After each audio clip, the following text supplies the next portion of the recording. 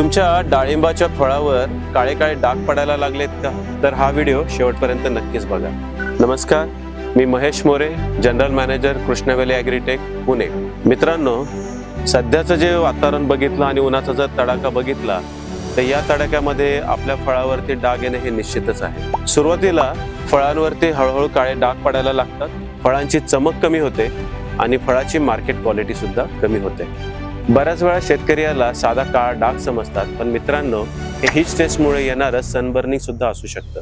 तर या वातावरणामध्ये मी तुम्हाला 2 उत्पादनं कृष्णा व्हॅलीची सुचवेल, ते म्हणजे बायोके आणि बायोसिल.